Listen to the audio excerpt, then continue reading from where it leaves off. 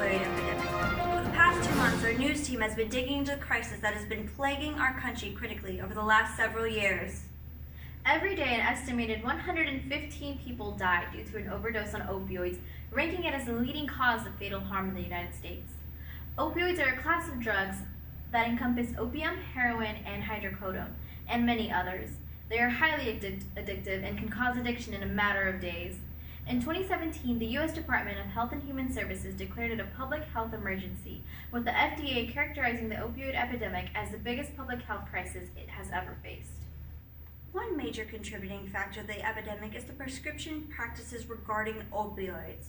A recent report says 1 out of every 12 U.S. doctors receive some incentive from companies that produce opioids to prescribe their medication. This encourages doctors to prescribe these drugs as much as possible, even if they are not necessary to better the patient's health outcome. A 2014 study reports that 47.3% of young adults who use opioids for non-medical purposes obtain them through legal prescription. Although this seems harmless, 4 out of 5 heroin users started out by misusing prescription drugs, such as opioids. For patients who suffer from mental health issues, their risk for opioid abuse and addiction is higher compared to the general population. Some believe that a better solution would be understanding how the physical effects of depression can help these physicians treat the underlying causes of the patient's heightened pain, rather than treat just the pain itself. While overdoses from prescription opioids are a national problem, social issues have an impact as well.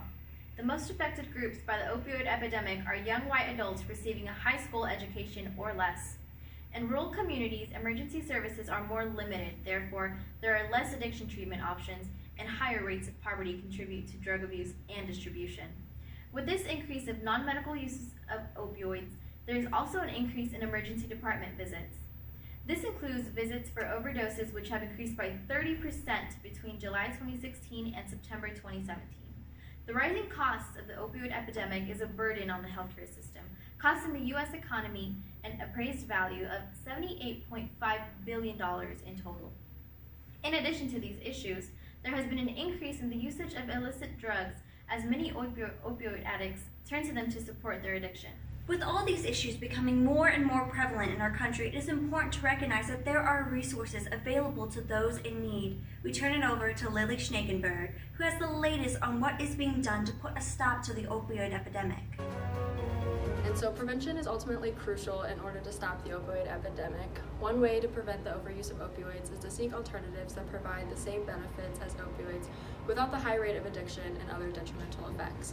Investing more money into basic research for these drug alternatives, such as anti-inflammatories and pain relievers, can replace the need for opioids. So Lily, what kind of steps has the government taken to stop this epidemic? Has there been prevention programs established? In 2016, the Center of Disease Control released guidelines to give doctors better knowledge of when the prescription of opioids is necessary. This helps decrease the inappropriate prescription of opioids to patients who do not need as strong of a drug or those who are at higher risk of becoming addicted to these substances. Prevention and treatment programs are available for the public as well. For example, screening and referral to treatments allow for better discussion of opioid use between doctors and patients and understanding of substance abuse. This leads to better patient health and social outcomes. Finally, medical education is important for eliminating the opioid epidemic. Creating awareness goes beyond educating and training those within the medical community. Awareness and education should be shared throughout each community sector to create a support system.